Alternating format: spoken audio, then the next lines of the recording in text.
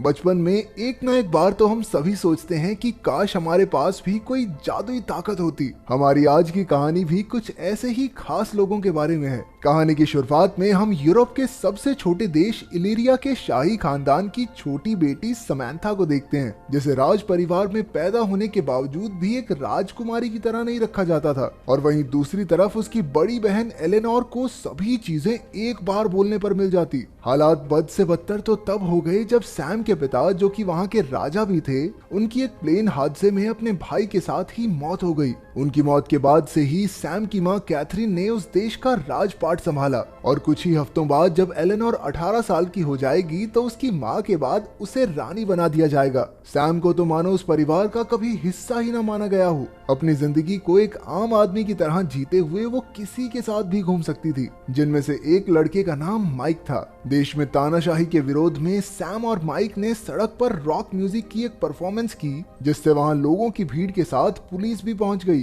Sam ने अपने skateboard से पुलिस का ध्यान भटकाने की कोशिश की, पर एक ट्रैफिक साइन से टक्कर होने की वजह से पुलिस ने उसे धर दबोचा। जब उसे वापस घर लाया गया तब उसने अपनी माँ को बताया कि देश के लोग सरकार से नाखुश हैं, पर कैथरीन ने तो इस बात को मानने से साफ इनकार कर दिया। अगली सुबह वो स्कूल में रोक्साना से मिली, जो उसी की तरह एक शाही खानदान की दूसरी बेटी थी। वो एक शांत मिजाज की लड़की थी जो अक्सर अपने आप में ही खोई रहती। रोक्साना को लाइव स्ट्रीमिंग करना बहुत पसंद था, जिसकी वजह से वो मशहूर भी थी। इसके बाद हमें एक हाई सिक्योरिटी जेल दिखाई जाती है, जहां पर 34 नंबर कैदी को अपने सेल में से एक कैपेसिटर मिला, जिसे उसने एक डिवाइस में लगाकर अपने गले में बंधा हुआ नेक कफ खोल दिया। ये करते ही उसकी सारी शक्तियां उसके पास वापस आ गई और वो उन्हीं शक्तियों से जेल का दरवाजा तोड़कर वहां से निकल गया। इधर सैम और माइक अपने म्यूजिक कॉन्सर्ट की प्रैक्टिस में लगे थे। माइक ने सैम को एक कॉन्सर्ट में साथ चलने को कहा और वो भी मान गई। तभी वो एकदम हैरान रह गया जब सैम को उसके मुंह से गार्लिक नान की स्मेल आई, जो उसने 2 दिन पहले खाया था। उस रात एलेनोर की रानी बनने से पहले की पार्टी अटेंड करते वक्त सैम को याद आया कि उसने तो माइक के साथ एक पार्टी में जाने का वादा किया था। वो उसी वक्त अपनी माँ को झूठ बोलकर वहां से निकलकर क्लब पहुंची, लेकिन दोनों के पास आईडी कार्ड्स न होने की वजह से उन्हें क्लब के बाहर ही रोक दिया गया। तभी उन्होंने वहां काम करने वालों को पीछे के दरवाजे से अंदर जाते देखा और न जाने कैसे सैम ने उनके पासवर्ड का पता दूर खड़े खड़े ही लगा लिया। ये सब देखकर माइक एक बार फिर से हैरान हो गया। पार्टी के बीच में ही सैम को आसपास की सभी आवाजें सुनाई देने लगी, यहाँ तक कि दिल की धड़कन से लेकर एक छोटे से कीड़े की भी। उसे एकदम से बेचैनी सी हुई और उसने फायर अलार्म बजा दिया, जिसकी वजह से पार्टी बंद हो गई और दोनों को पुलिस फिर से अरेस्ट करके ले गई। कुछ समय बाद दोनों के घर वालों को बुलाकर उनको छोड़ दिया गया।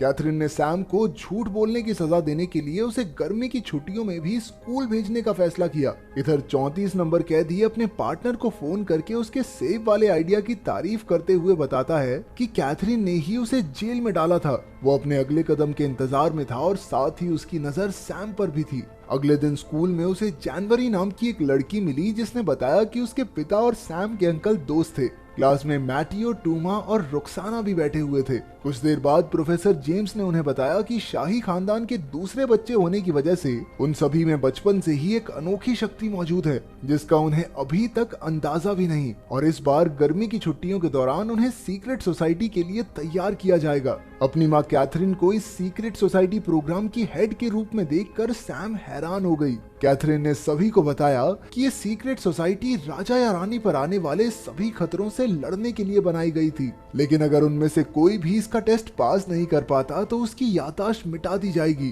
ताकि उन्हें अपनी शक्तियों के बारे में याद ही न रहे। उनकी पहली ट्रेनिंग में उन्हें एक पिरामिड तक पहुंचना था, जबकि पूरे कमरे में लेजर हथियार थे। जैसे ही टूमा आगे बढ़ा तभी उस पर एक तरफ से हमला हो गया। धीरे धीरे सभी आगे बढ़ने लगे और अपनी शक्तियों के बारे में जानने लगे। रोक्सोना के पास गायब होने की शक्ति थी। टूमा अपनी शक्ति से लोगों को काबू कर सकता था और इधर दूसरी तरफ सैम को बारीक से बारीक चीजें सुनाई और दिखाई देती थी, जिसकी वजह से वो बाकी सबके मुकाबले बहुत तेजी से टेस्ट को पास कर रही थी। पर सभी स्टूडेंट्स अपने पहले टेस्ट में फेल हो गए। इसके बाद जनवरी को पता चला कि उसके पास दूसरों को बस छू कर कुछ देर के लिए उनकी शक्तियां चुराने की ताकत थी और मैटियो कीड़ों को अपने वश में कर सकता था। अगले दिन सभी को उनकी शक्तियों के हिसाब से उन पर काबू पाने के लिए एक्सरसाइजेस दी गई। सैम को एक स्पीकर्स से भरे कमरे में ले जाकर आवाजों को ध्यान से सुनने को कहा गया। टूमा को एक चार्ली नाम के कुत्ते को अपने काबू में लाने का टास्क दिया गया। मैटियो को कीड़ों को पूरी तरह अपने वश में लाने का काम मिला।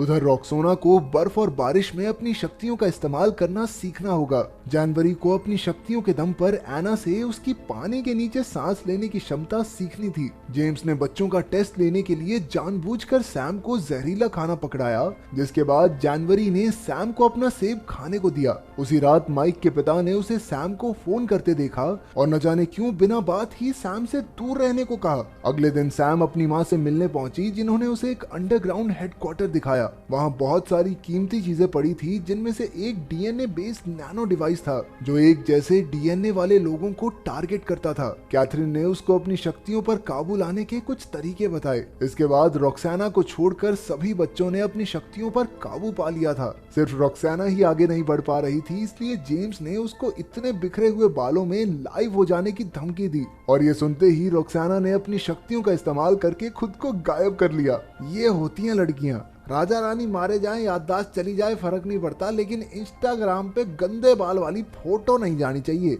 अब सभी स्टूडेंट्स अपनी शक्तियों को पूरी तरह से पहचानने लगे थे और ये देखकर जेम्स बहुत खुश था। उस रात सैम को माइक के साथ एक कॉन्सर्ट में जाना था, पर तभी जेम्स ने सभी को उठाकर उन्हें अपने पहले मिशन पर चलने के ऑर्डर्स दिए, जो था एक अनमोल चीज को चोरी होने से बचाना। जगह पर पहुंचकर सैम ने अपनी शक्तियों से चोर का पता लगाया और फिर सबने उसका पीछा करके उसे धर दबोचा। पर असल में वो चोर नहीं बल्कि जनवरी की कोच थी और ये तो बस उनका ध्यान भटकाने के लिए किया गया था। वो सभी अपने दूसरे मिशन में भी फेल हो गए और ये देखकर जेम्स बहुत नाराज हुआ और उसने अगले दिन की क्लास कैंसिल कर दी। सैम ने माइक को कॉन्सर्ट में न आने के लिए माफी मांगी, पर वो उसे सच नहीं बता सकती थी कि आखिर उसके साथ चल क्या रहा है और इसी बात से बेचारा माइक परेशान हो गया। अगले दिन छुट्टी होने की वजह से सबने बाहर घूमने जाने का प्लान बनाया और इसी बीच जनवरी और सैम में अच्छी दोस्ती हो गई। सैम ने तो उसे अपने घर भी बुलाया। दोनों सहेलियां चुपके से उसके घर में घुसकर स्टूडियो में गई, जहां सैम ने जनवरी को बताया कि उसके पिता उससे इतना प्यार करते थे कि उसके लिए उन्होंने पूरे टावर को स्टूडियो में बदल दिया। तभी वहां माइक भी आ गया और सैम को उसके बिना ही मजे करते देख वो नाराज होकर वहां से चला गया। कुछ देर बाद कैदी नंबर 34 ने अचानक से उन सभी पर हमला कर दिया और वहां से भागने से पहले उसने सैम को स्नोफ्लेक्स कहकर पुकारा, जो सैम ने फट से पकड़ लिया क्योंकि सिर्फ उसके पिता ही उसे स्नोफ्लेक्स बुलाते थे। जेम्स ने सबको शांत रहने को कहा, लेकिन सैम उसकी बात ना सुनते हुए कैदी नंबर 34 के पीछे भागी और उसने उसे जंगल में ढूंढ लिया, जहां जेम्स सैम को बचाने की कोशिश में बुरी तरह जख्मी हो गया। उसने सैम को बताया कि वो ही उसका चाचा एडमंड है, लेकिन इससे पहले वो उसे कुछ और बता पाता, जनवरी वहां आ गई और चोरी की हुई शक्तियों से उसे एक जोरदार मुक्का दिया। वो सैम और प्रोफेसर जेम्स को वहां से ले गई, जिसकी हालत इतनी नाजुक थी कि उसे हॉस्पिटलाइज करवाना पड़ा। कैथरीन को अब हार मानकर अपनी बेटी को सारा सच बताना ही पड़ा। उसने बताया कि एडमंड ने ही राजा बनने के लिए उसके पिता को मार दिया था और उसके इस गुनाह की वजह से कैथरीन ने उसे हाई सिक्योरिटी जेल में बंद कर दिया था। सैम अपने चाचा से मिलने जेल पहुंची, जहां एडमंड ने उसे बताया कि वो दरअसल देश में तानाशाही को पूरी तरह खत्म करना चाहता था, ताकि सभी लोग बराबरी से जी सकें। उसे पहले तो लगा था कि उसका भाई राजा बनने के बाद कुछ बदलाव लेकर आएगा, लेकिन बहुत इंतजार करने के बाद भी कोई बदलाव नहीं आया, इसलिए उसने दिल पर पत्थर रखकर उसे मार दिया। इसके बाद वो अपनी बड़ी बहन से मिली, जिसने उसे विश्वास दिलाया कि रानी बनने के बाद वो इस देश में बदलाव जरूर लाएगी। उसने अपनी बहन पर विश्वास कर लिया और बाकी सब भी एलेनोर के राज अभिषेक में उसकी पूरी सिक्योरिटी का ध्यान रखने के लिए तैयार हो गए। उस रात सैम हॉस्पिटल जाकर जेम्स से मिली और उसने जेम्स से माफी मांगी। राज्य अभिषेक वाले दिन दुनिया के सभी शाही खानदान के लोग वहां पहुंच गए। टूमा उस दिन अपनी शक्तियां इस्तेमाल नहीं कर पा रहा था क्योंकि उसकी शक्तियां जनवरी ने चुरा ली थी और वो चुपके से अंडरग्राउंड हेडक्वार्टर्स में पहुंच गई। वहां जाकर उसने गार्ड्स को एडमंड को छोड़ने के ऑर्डर्स दिए और हमें पता चलता है कि एडमंड के साथ फोन पर कोई और नहीं बल्कि जनवरी ही थी। वो दोनों शुरुआत शुरुआत से ही मिले हुए थे। फिर उसने वापस जाकर अपने दोस्तों को अपना पीछा करने को कहा और उन्हें सेल में बंद कर दिया। लेकिन मैथ्यू ने अपनी एक मक्खी की मदद से सैम को सारी बात बता दी। सैम ने अपनी शक्तियों का इस्तेमाल करके एडमंड को ढूंढ लिया और उसका पीछा करने लगी। इधर रानी का राज अभिषेक शुरू हो चुका था और एडमंड ने वहां पहुंचकर एक नैनो डिवाइस फिट कर दिया जो उन सभी लोगों को खत्म कर देगा जिनमें भी शाही खानदान का खून है। सैम को पता चल चुका था कि जानवरी उसके पीछे आ रही है। वो भागकर माइक के घर गई और उससे मदद मांगी। पहले तो माइक ने मना कर दिया, लेकिन जब सैम ने उसे अपना सीक्रेट बताया तो वो मान गया। दोनों ने फिर साथ में पहले जानवरी को पकड़ा, जिसने मान लिया कि वो एडमंड का साथ इसलिए दे रही है ताकि वो राज कर सके। इसके बाद उन्होंने बाकी सबको छुड़ाकर एक साथ एडमंड के खिलाफ लड़ने का प्लान बनाया। एडमंड का मानना था कि शाही खानदान के खत्म होने के बाद ही लोगों को असली आजादी मिलेगी। सैम, टूमा और रेक्सोना उसका ध्यान भटकाकर उसे एक कमरे में ले आए जहां पहले से ही एक डिवाइस फिट था जिससे एडमंड की शक्तियां कमजोर पड़ गई।